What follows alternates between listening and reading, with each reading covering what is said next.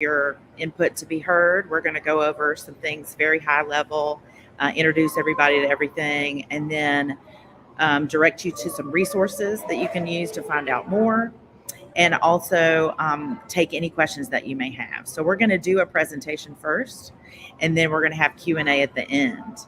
So I'd like to introduce my partner, Terry Reynolds, who's also a partner in Levitate Legal. Good evening, everyone, and welcome. And we're excited to have this time with you today. As Susan mentioned, we are through phase 1 and phase 2 of the American Rescue Plan Act program that the city and county have put together, that has been labeled the Montgomery Thrive Initiative. And so tonight is really about giving you all a high-level overview of where these projects and programs are, kind of how the elected officials got to that point.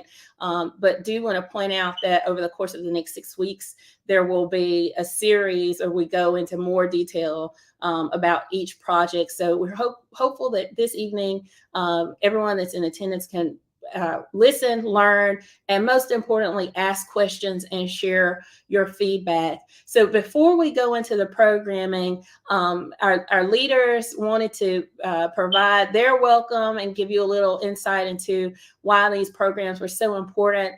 So let's start with a welcome from the mayor of our esteemed city, Mr. Stephen Reed.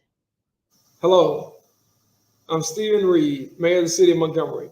I want to thank everyone for coming out and joining this Facebook Live as part of the Montgomery Thrive Initiative that's been a joint partnership between the city of Montgomery and Montgomery County. On behalf of all of our employees, our city council, and all of you who live within the city, I want to say thank you for your support and your involvement in giving us feedback on how to best invest the American Rescue Plan Act dollars that have been passed down to communities all across this country by the Biden-Harris administration.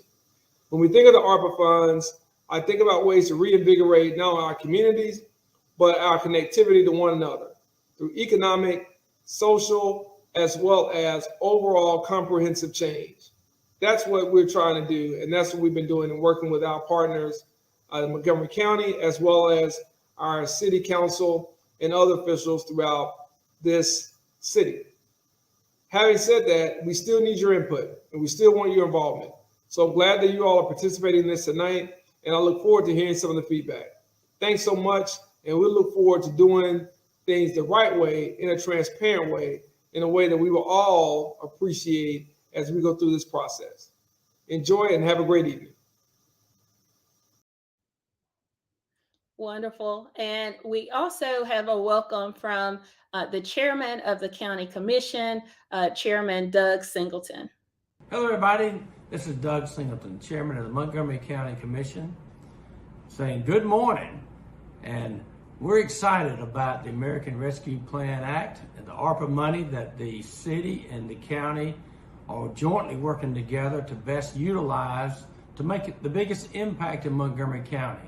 This is something that's very, very unique in government, not only in the state of Alabama, but across the country, where the city and the county, the commissioners and the city council people, work together because we serve most of the same constituents. And we want to best utilize every penny that we get in the best possible way.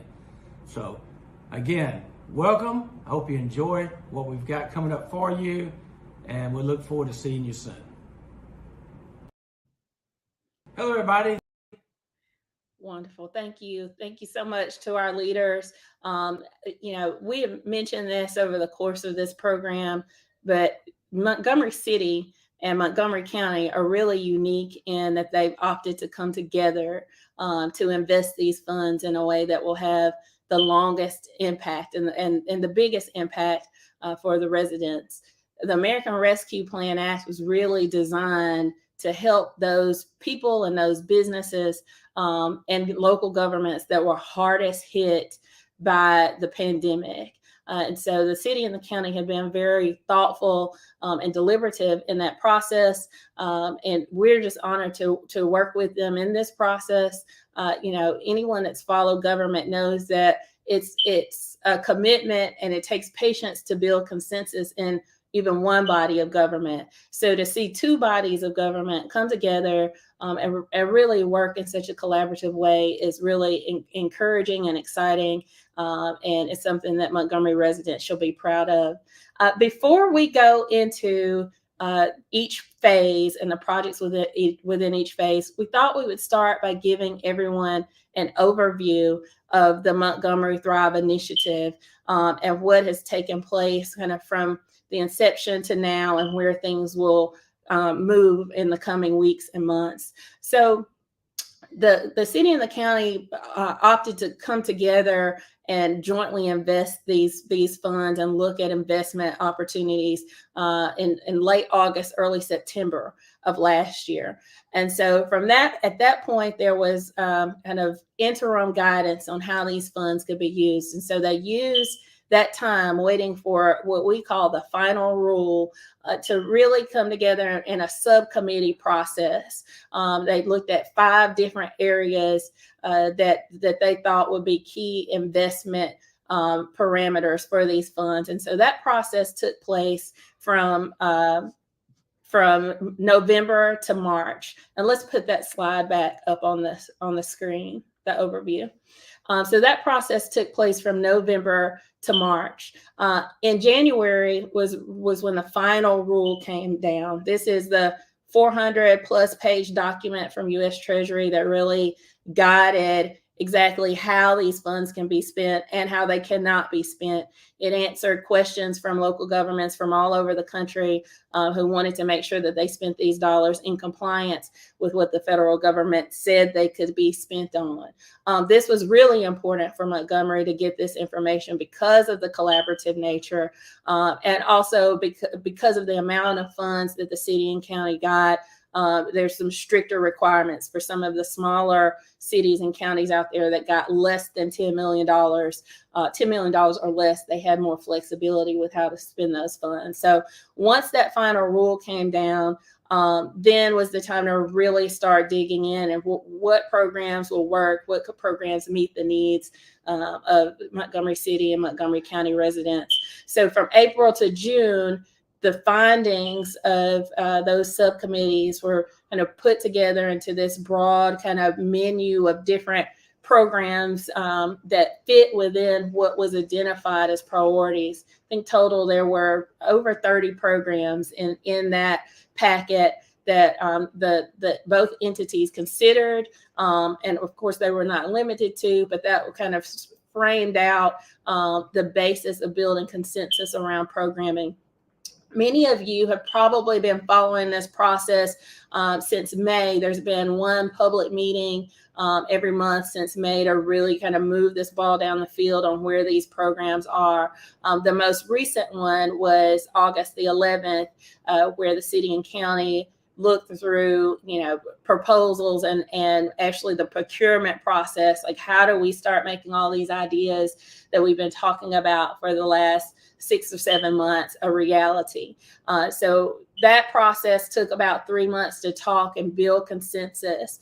Where we are now and why we're having these virtual series of meetings and why you will see much more public engagement is because now we're in the actual project design phase and procurement phase. So how are these programs going to work? What's needed in them to make sure that they actually work on behalf of the citizens of this community, and procuring the right services, the right organizations, the right entities to put these programs together in an effective way. That we'll talk some about that in more detail as we progress through this event. But the goal is we have 2023 for the investment initiatives and program implementation. But the reality is some of these programs have actually already started, some of this equipment and things of that nature that the city and county have prioritized, and we'll talk about that in more detail. But wanted to just give everyone an overview of the timeline, the conversations, the discussion and planning and consensus building that has gone into this process. So without further ado, we can hop to the phase 1 slide. And we encourage everyone to ask questions. You can enter your questions in the chat. Everyone's joining us for Facebook Live, either on the city or county's page. So you can enter those in the chat, but we're going to wait until the end of the program to give everyone a comprehensive and overview of these programs, and then we'll open the door for your questions and comments. So Susan, I'll start with waste disposal. One of the things that was at the top of the list on both the city and county was addressing some of the sewer septic issues that are going on here in the county and within the city limits. After discussion, both bodies kind of honed in on 4 central neighborhoods that really wanted to look at and evaluating what the problems are and what the right solutions are. Those are Hunter Station, Macedonia, Madison Park, and Old Selma Road. By no means are we saying that those are the only communities that they're looking at, but those are 4 that have an asterisk by them. And so you see this amount here, this $6 million. It's not a hard number. It's a starting place. So the next step in this program is to take the information that we have, which we have some data about where sewer infrastructure is, where it's lacking, but then to take that data and add to it by getting qualified firms to come in, and particularly in those 4 neighborhoods, and evaluate what options do we have. All right, what will work?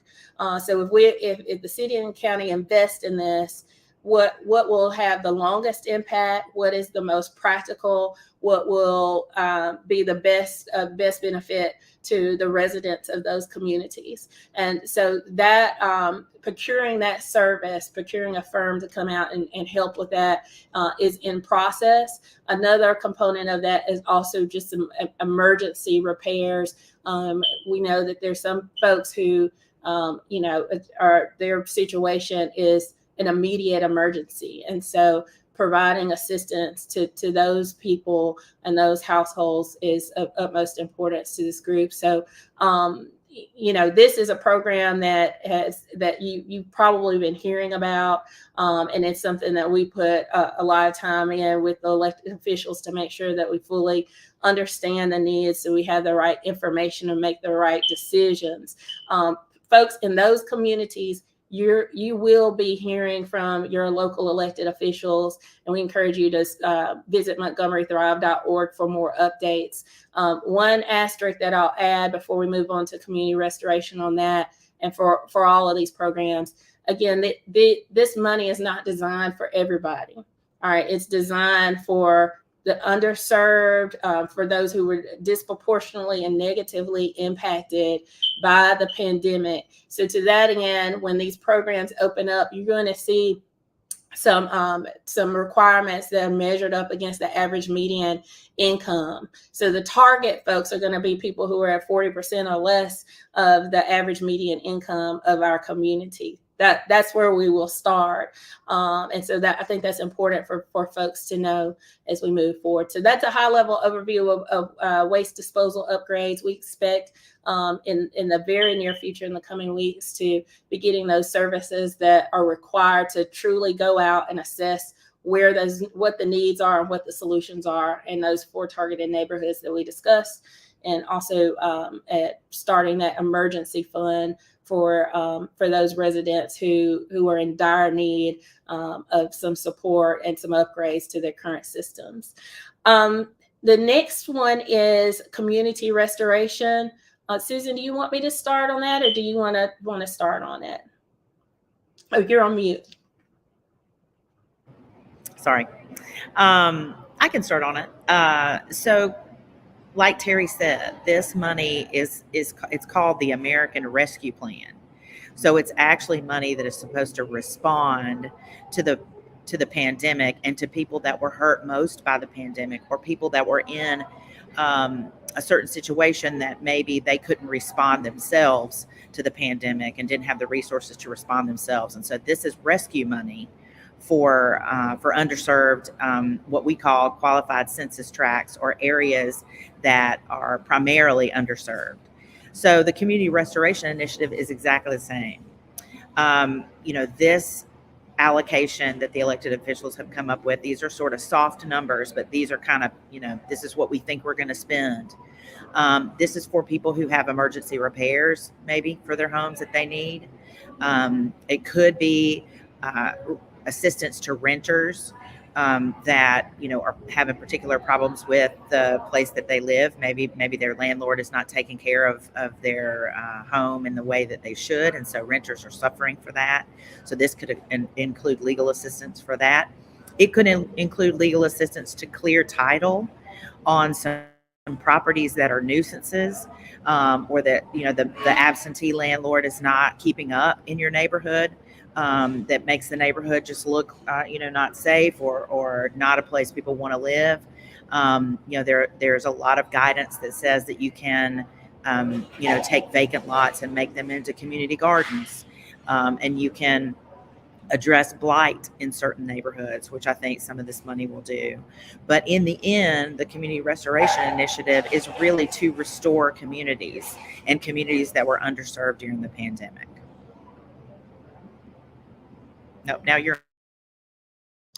I think for particularly for community restoration and small business support, which we'll discuss next, to hear from the community is really important. So as Susan mentioned, there are a broad amount of areas that the final rule allows these local governments to invest in to restore communities, from the things she mentioned to affordable housing, to creating green spaces. So one thing that I know that both of these bodies want to know is like, what do the people in the community want? Like what would be of the most assistance? Susan mentioned the legal assistance to renters.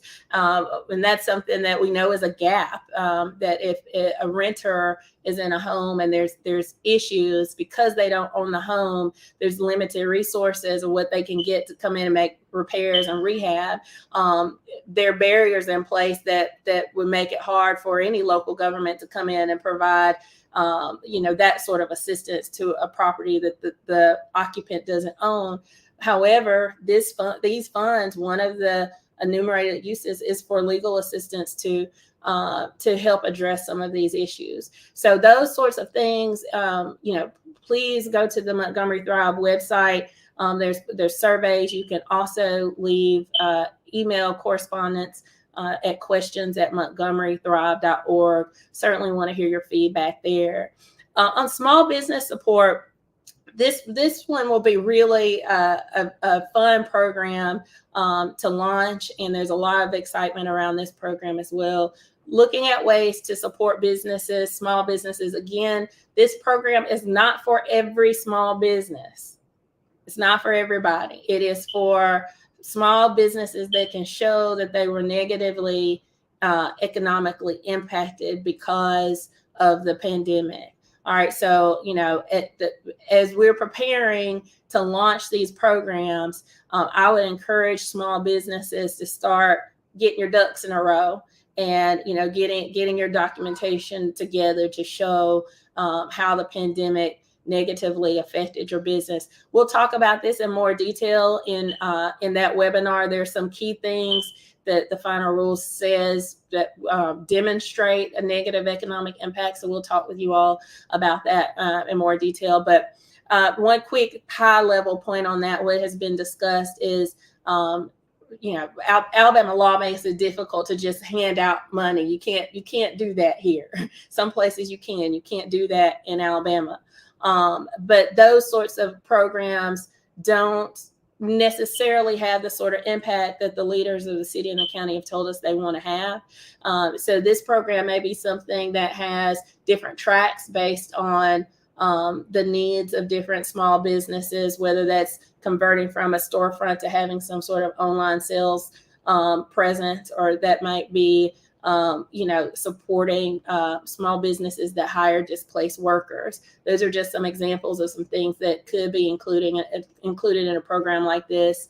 There will likely be some sort of curriculum requirement attached to any grant funding that may or may not be included as part of this. And then certainly there will be some small business support services that are included in this program So there is a small business survey on the Montgomery Thrive website. If you're a small business and you're watching this, please go to the website and complete that survey because there's still time to factor in your feedback as these programs are designed.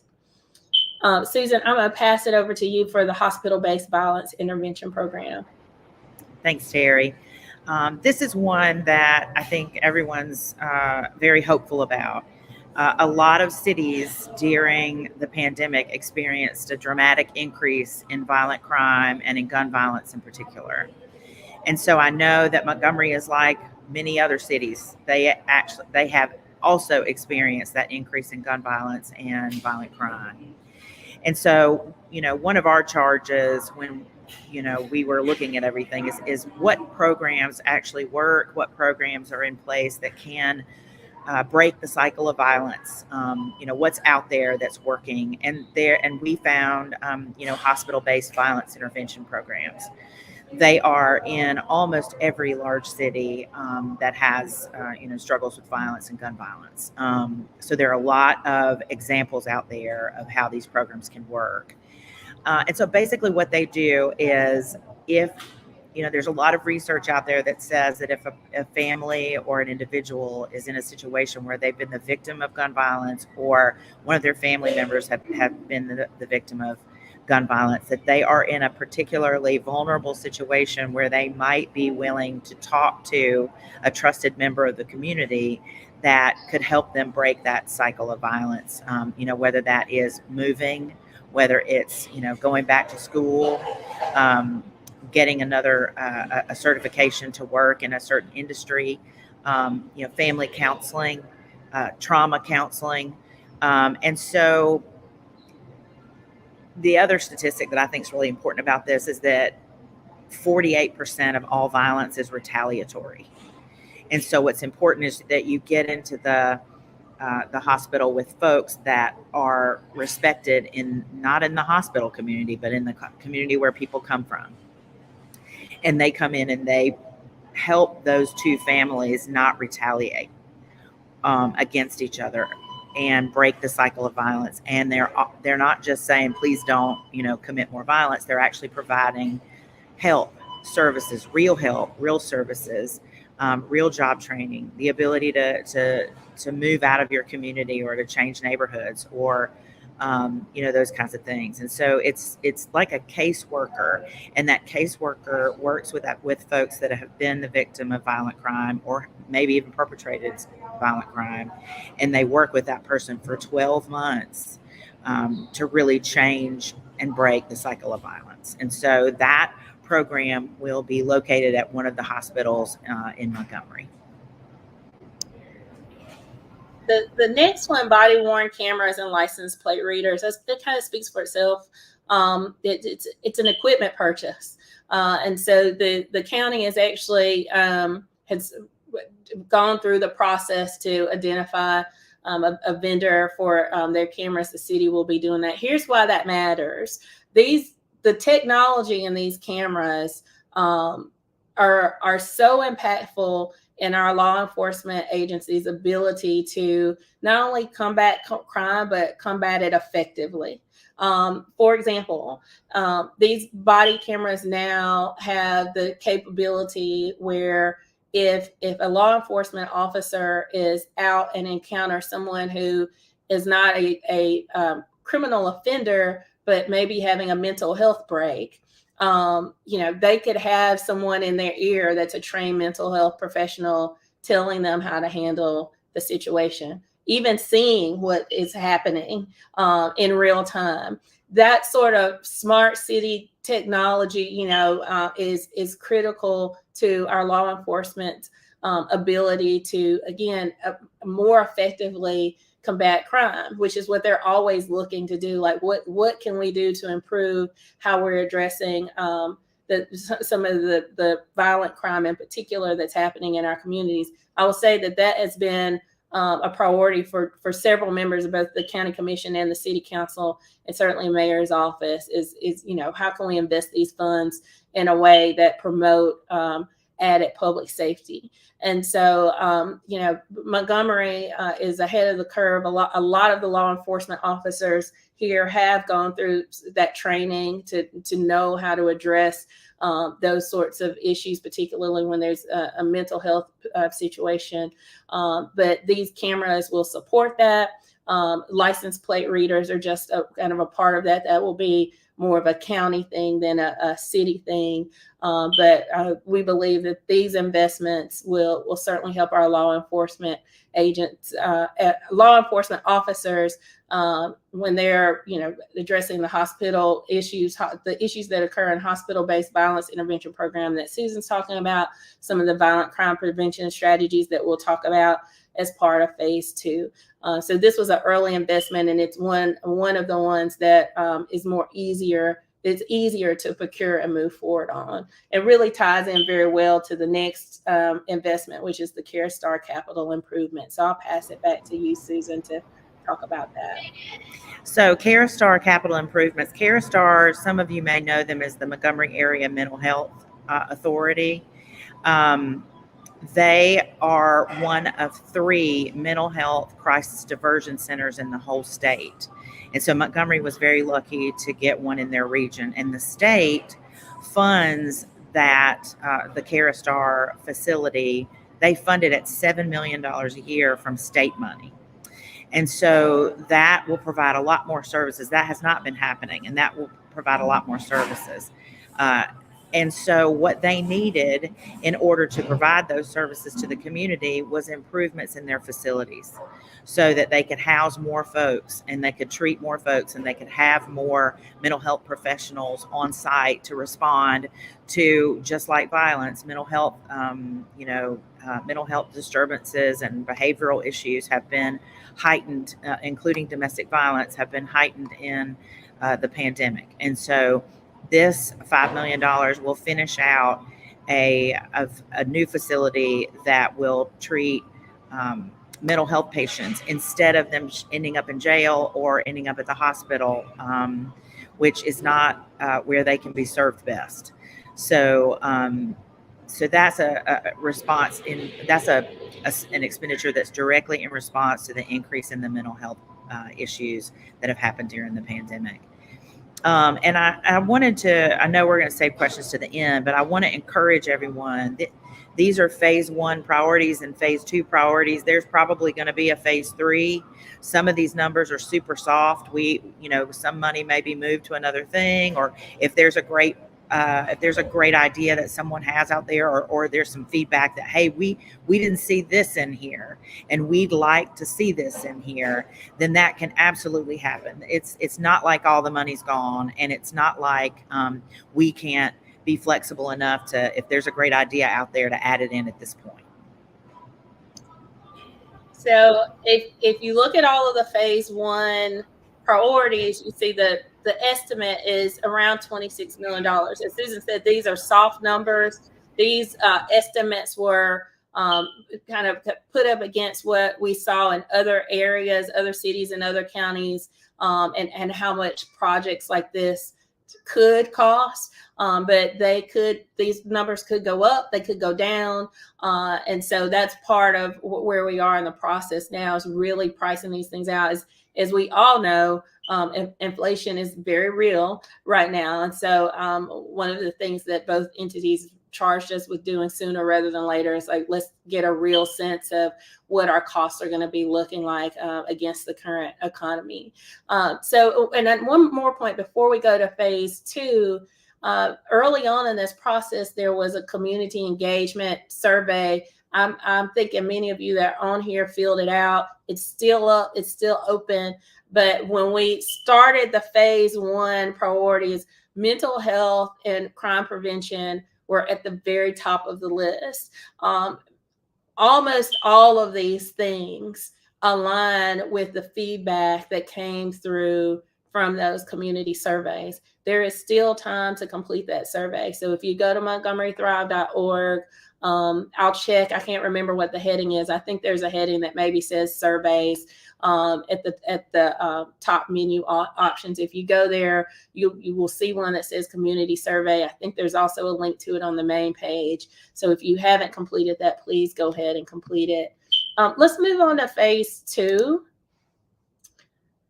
And so right now we are in the implementation procurement stages of phase 1.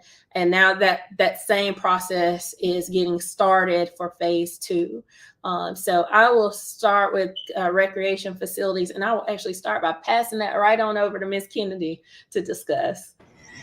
Great.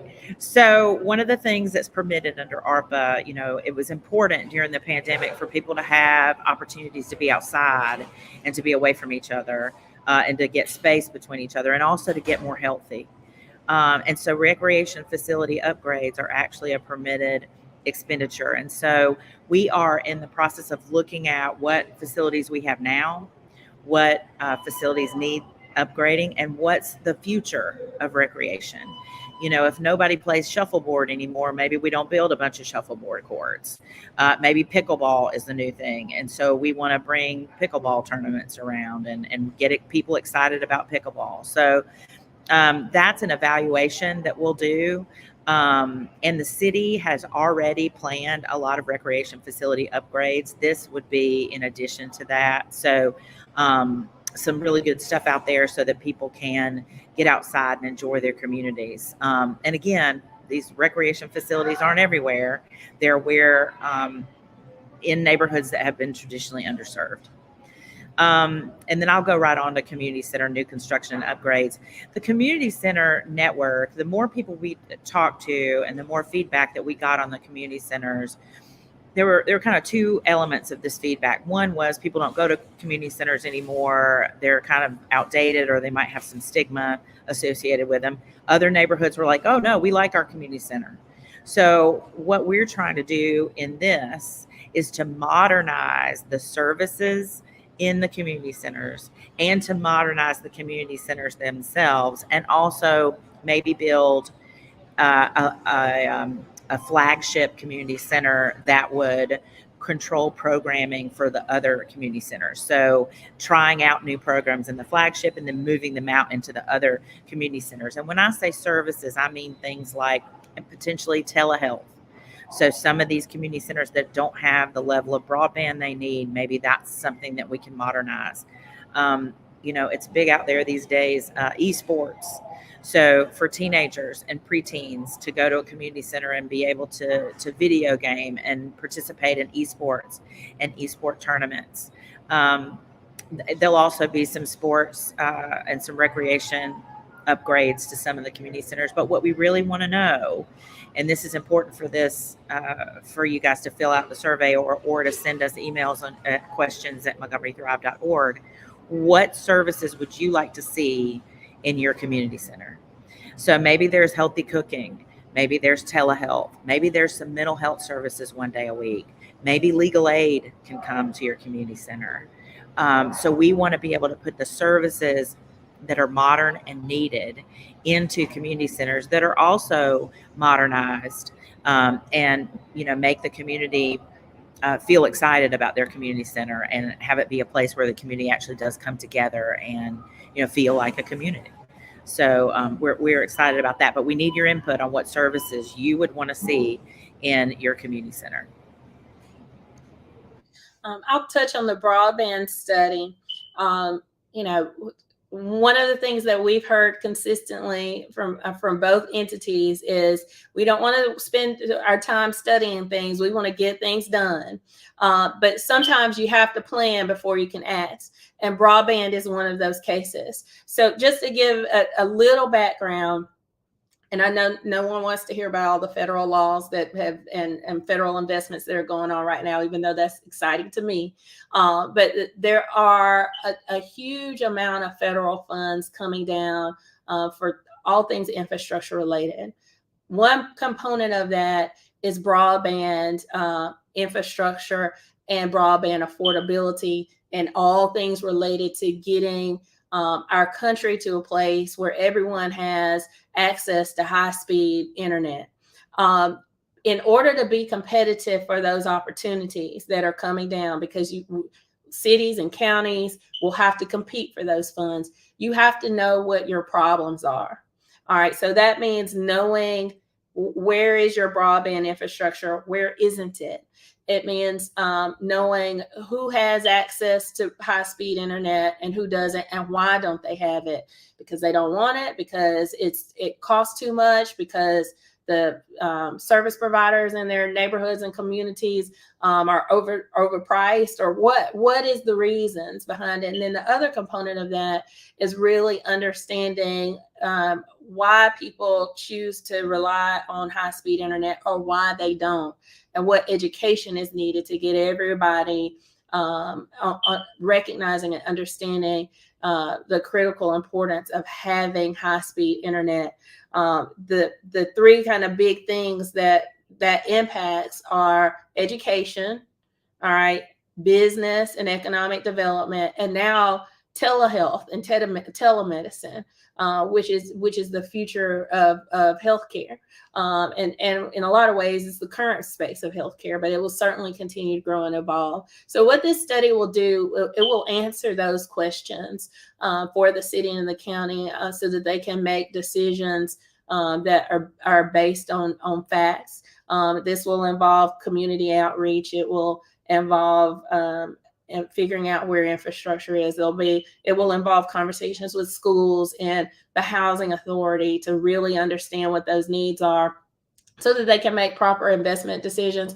But more importantly, so when the federal government opens up a grant opportunity and there's millions of dollars on the table for the city and the county, that they have the information that they need to have to be able to go and compete for that money. If they don't have this study, they won't even have the basic information to go and compete for this grant money that's out there. So that is the background of that broadband study investment. And that's actually one of the projects that we expect to move relatively quickly on. The city and the county have okayed at putting out a request for some proposals for that is not out yet. It is expected in the very near future. And so that's something that the city and county residents can expect to information you can expect to have in the very near future. I'm going to pass it back to you, Susan, for supporting local trails. This is another area where the infrastructure bill that passed after ARPA, and I know the federal folks have passed a lot of bills. They passed the CARES Act, and they passed this ARPA Act, and then they passed the bipartisan infrastructure law, and then they just passed the Inflation Reduction Act. And so in all of those federal bills that have passed lately, there are enormous amounts of money for certain things. And one of the things that there is a lot of money for in the infrastructure bill are local trail systems. And so local trail systems are, again, getting people to be able to walk outside within a mile of their home. Everybody in Montgomery, it would be great if everybody in Montgomery had a trail system within a half mile or a mile of their home. These trail systems are used in a lot of cities for alternative transportation, so bicycles, scooters, folks that don't have cars. In Montgomery, a third of the workers in Montgomery County do not have access to a vehicle that is just their vehicle. They're sharing, 1 out of 3 people are sharing cars. And so if there was a way to increase our capability to get people to work or to get people across town or to get people to healthcare or community centers, these trails can be, that alternative transportation. This $6 million that is in here for the local trail system can probably be multiplied by many, many, many more dollars in these other federal laws that have been passed, like the infrastructure bill. There's also grants connecting communities back together that have been separated by interstates. And I know Montgomery has 2 big ones, I-65 and I-85, split the town in both directions. And so, Montgomery is a perfect city to apply for those kinds of reconnecting community grants. That could be trails. They could also be roads that and parks that go under the interstates that make it more accessible for foot traffic or cycle traffic or scooter traffic. So this is really a potential fund that we can use to draw down perhaps 10 times this amount of money to reconnect communities and get a trail within a mile of everybody that lives in Montgomery, which would be great.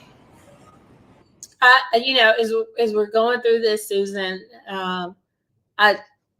all of these investment initiatives, they connect in a way that shows kind of the big picture goals of the city and the county. And I think that's really cool to see from our local elected officials.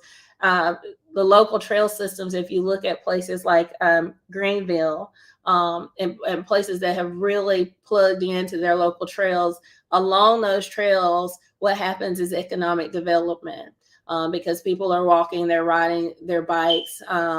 And so it is also a community reinvestment and restoration tool as well, which goes back to one of those phase 1 priorities. So I just want to point that out. And I think this is, there's a lot of opportunities for this here in Montgomery. The countywide camera system, again, that's something that speaks for itself.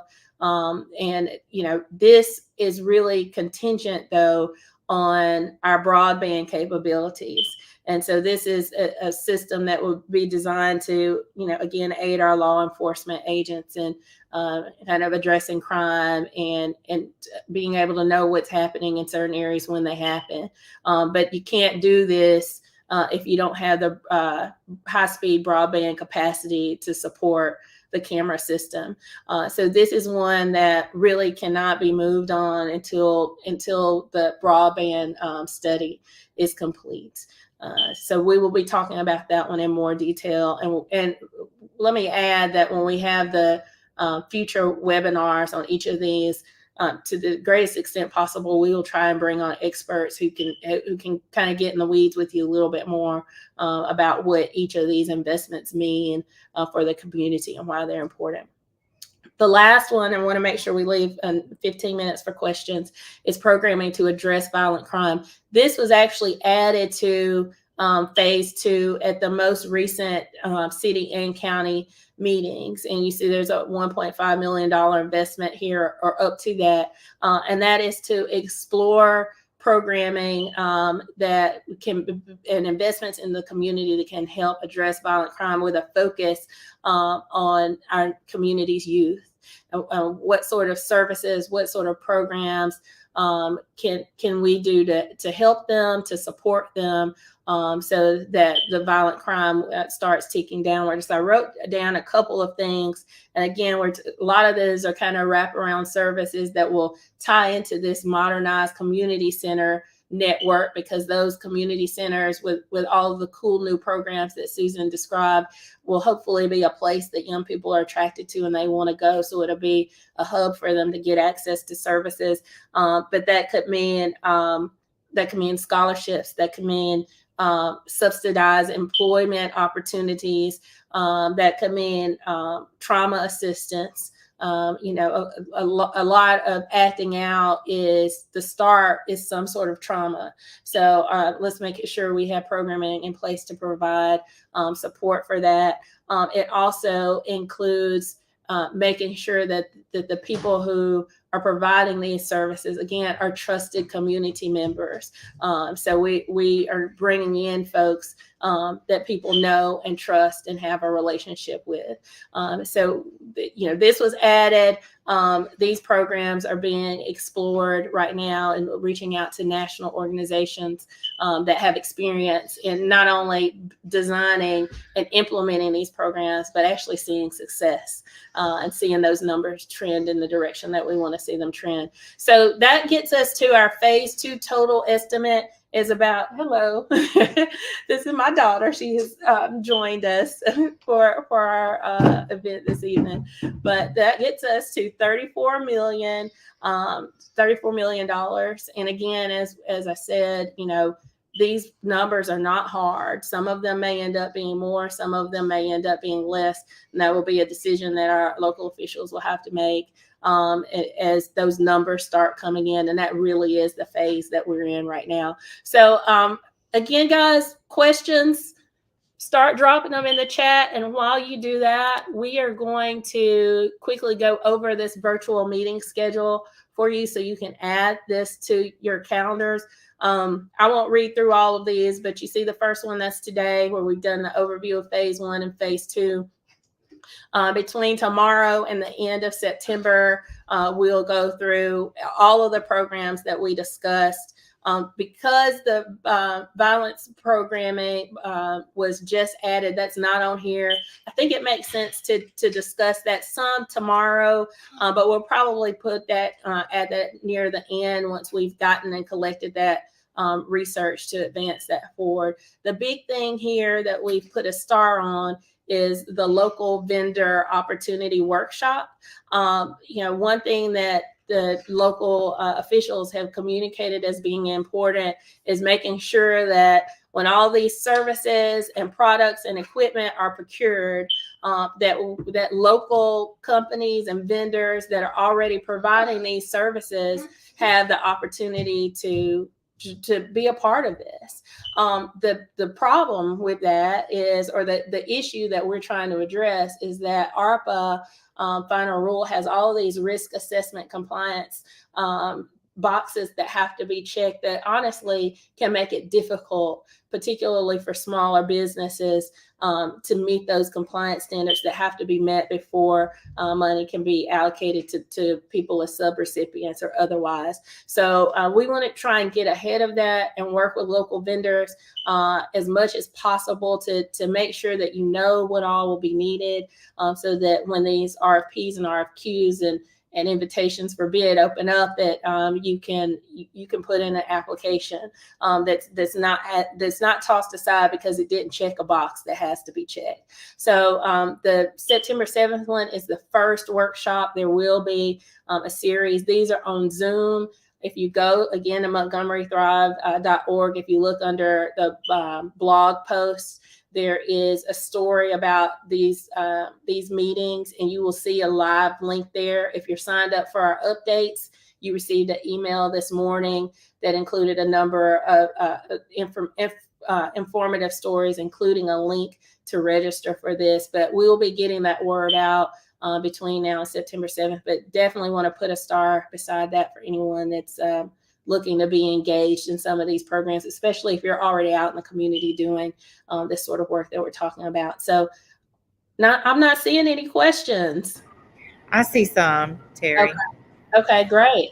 So there's one from Reggie Dunn that I think is very, very important. It says, so they're spending $1.5 million to look into ways to prevent violent crimes instead of spending the money to implement ways to prevent violent crimes. That's a great question. And here's what I want to say about that. The only money that we've talked about in phase 1 or phase 2 that is a study rather than going directly into the community and actually doing the work is the broadband study. And the reason the broadband study, Terry talked about that, is that we can't get the big money for broadband without the study. But that $1.5 million for violent crime, that's program money. So yes, we're still looking at the best ways to spend that, but we're not spending it on a study. We're spending it on the best ways to prevent violent crime. So thank you, Reggie, for that question. There's also a question that would these funds be used for the Whitewater project? Could they be used to upgrade services in our libraries, programs in regard to job training, computer technology courses, after-school programming, the staff and materials included? Let me say that first. The Montgomery public school system got money in a different way. So they got an enormous, I think they got $126 million in the school system, and they are working on programs too. We've been in communication with the Montgomery public school systems to kind of try to coordinate what we can with their money, but they got their own money. So after school training, after school programs, those kinds of things, the public school system is going to do some of that, and we're coordinating with them. Yes, the money could be used in libraries to provide services. One of the reasons that we the feedback was the community centers is that there is a network of community centers where we can actually deliver services. So that could include job training. It could be computer and technology courses. All of those kinds of services can be offered through the community center network. So those are excellent suggestions, and we've talked about those. Job training is absolutely something that's compliant. Susan, I see one question I think is good too. Someone asked if they already made decisions on the money, why are we going through this after the fact? That's a good question. First of all, the survey in Montgomery Thrive has been open for several months, but these decisions were made based on the feedback that came in from those surveys. And your elected officials, I imagine, have been out talking about this, but this is not after the fact. I want to be very clear. Like, we are not at a place where we're after the fact. These are the priorities and phases that have been priced out. Some of these are broader categories. For example, community restoration.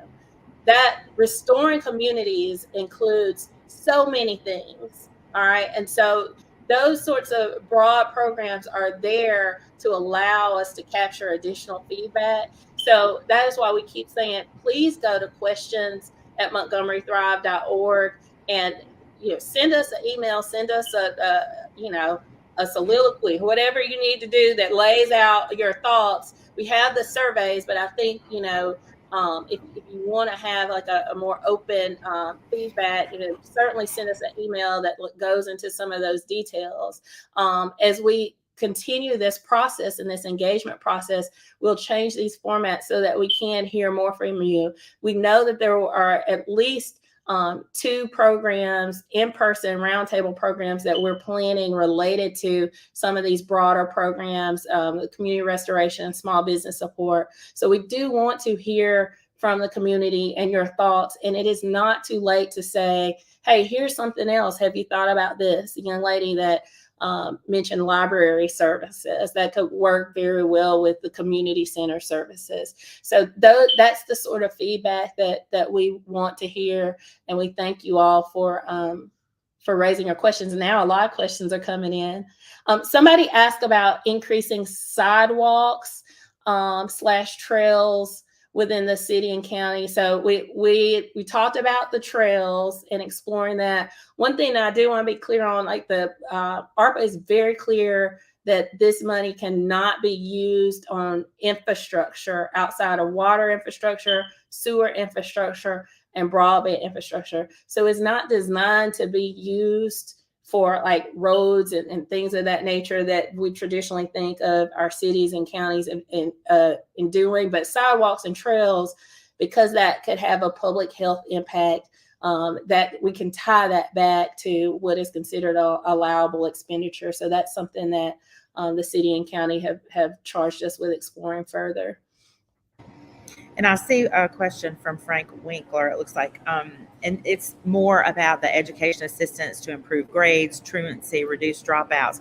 Part of that is the Montgomery Public School System money, but some of this is going to be handled again through programming at community centers. I think there are a lot of people that were upset when some community centers got closed, and a lot of people sort of attributed, some truancy to that there was really nothing for kids to do after school. There was no programming. There's no way to keep, idle hands, or the devil's workshop, as they say.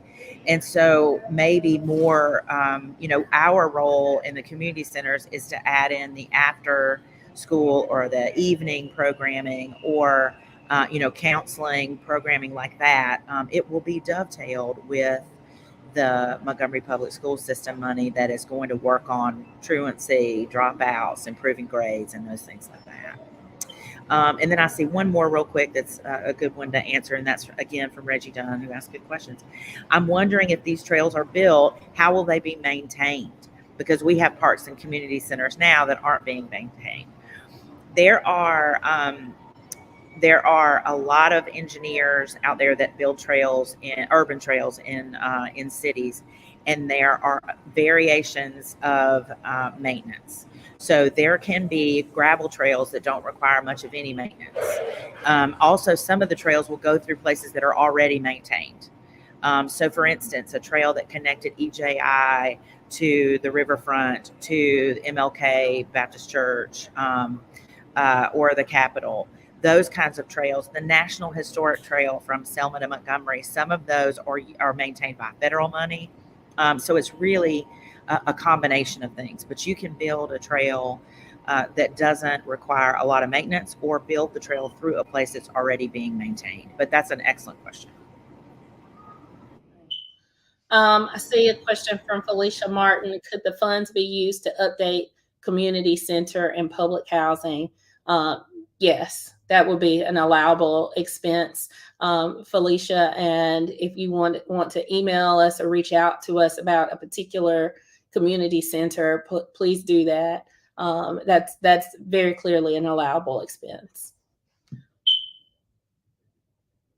I don't know how I didn't see the questions earlier. Now they're coming through.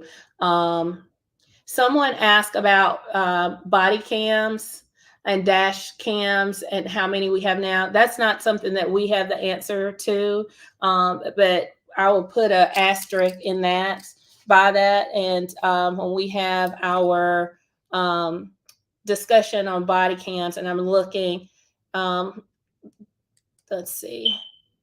Okay, we'll add that one on Tuesday. It's not on there because it was an equipment purchase, but we can add some of the body cam discussion to the one on Tuesday, September 27th. I'm making a note to answer questions about that and how that equipment can be used, and any particular questions. So maybe we can get some local law enforcement to come on and join us and answer some of those questions. Let's see. Have we answered everything? I see Rebecca Cornwell. I completed the nonprofit survey. Is there a way I can see the aggregate data submitted by fellow nonprofit orgs? Rebecca, reach out to us about that. If you'll send an email to questions, we've got people's names and email addresses and things like that. So there may be a way we can reconfigure that in a way that could be helpful. But I'd like to know just a little bit more about how you would want to use that information and what nonprofit organization that you're with. Timeline for phase one. What is the timeline for phase one? I think back in Terry's timeline, we're going to be doing the implementation for phase one between now and the end of the year.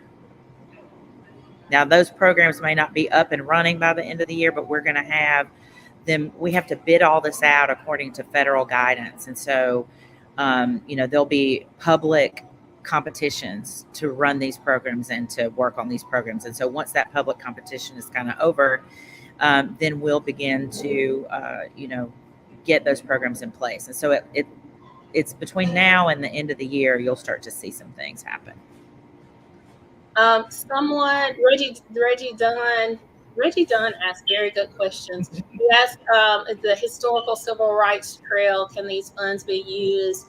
The answer to that is yes, that is a sort of project that these funds could be used for. That has been in discussion. The Community Development Office with the City of Montgomery is working diligently on that. We know that that's a treasure for our community. So yes, that would certainly be an allowable expense. It falls within the census tracts, and it's the populations that ARPA is designed to address. Go ahead, Susan. And do we want info on the CARE program? Yes, Frank, please send it to our email questions@montgomerythrive.org. We would love info on the CARE program.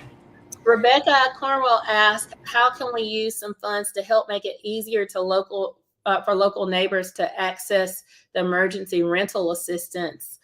There is still $88 million unspent federal dollars. Okay. That's a separate program funded by a separate thing, but we can check into that. Yeah. We talked about the community restoration, and one of the gaps being like how to get assistance to renters. And so, we could, my instinct is, without having thought through your question, Rebecca, is that creating some sort of programming to help promote this program could be an allowable expense. So I would put a pin in that, and thank you for sharing that. The last question, Terry, and I want us to tag team this one, is there a minority set aside for city-county contracts?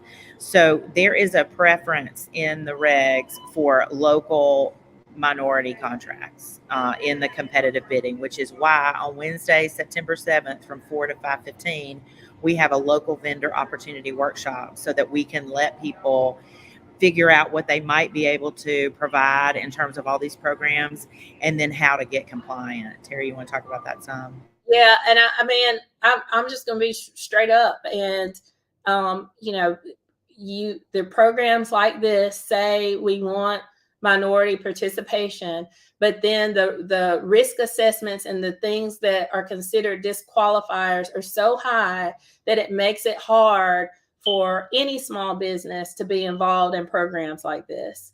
And it's massively frustrating. I'm a small business owner. We're small business owners. So we're lawyers and we encounter it. So it's massively frustrating. Rebecca has added a comment that the application for rental assistance is 27 pages. That's because the federal government often requires a lot like that. I can almost assure you that wasn't the county who's running that program. That wasn't their decision to have that application, that they had to ask those questions that are in that application. So one of the reasons that we're having this local vendor workshop, and we're actually sourcing other providers that we work with in our work to provide some mentoring and one-on-one training on some of these things, is to try and do everything that we can, Angela, to negate those typical things that keep minority vendors from taking advantage of this opportunity. The ARPA is very clear that these monies are not for economic development. But if we can spend these monies in our communities, that's economic development. It's indirect economic development, and that's important. So I hope that answers your question. I really hope that anybody that's on this call that knows a nonprofit organization or business that is involved in some of these things that have been identified as priorities will share this with them. If they're not here, particularly share with them that Wednesday, September 7th Zoom. Again, that's a webinar, a private Zoom. So depending on the number of registrants, we want to open that up and make that more engaging so we can answer questions about those risk assessment factors that are in the final rule. Let's see. I think we've answered all of the questions. I think you're right. I looked back through them. I think we got everything. If we didn't, again, y'all can somebody checks this email every single day. It's questions@montgomerythrive.org. So if you didn't get your questions answered tonight, or if you think of one in 15 minutes after this is over, please send it to us and we'll get them answered. Another thing I'll add in closing too, everybody can't do virtual, and that's not lost on us. So we welcome opportunities to come to community meetings. So if there are any neighborhood leaders, community leaders on this call, please work with your local elected officials. And we're happy to come and answer any questions. Councilor Marcia Johnson is having a town hall on Tuesday, August 30th at City Hall. She's invited us to come and share more information there. So we'll be there. And we're happy to come to your meetings, and it's really important, again, that the community is engaged, that we know your feedback, both positive and constructive. All of that is required to make sure that these programs are implemented in a way that have the impact that we want to have, which is a better Montgomery City and a better Montgomery County. So thank you all for your time today and for joining us today. And I hope that we see you tomorrow to talk about hospital-based violence intervention programming and the Mental Health Crisis Center investment. Thank you so much.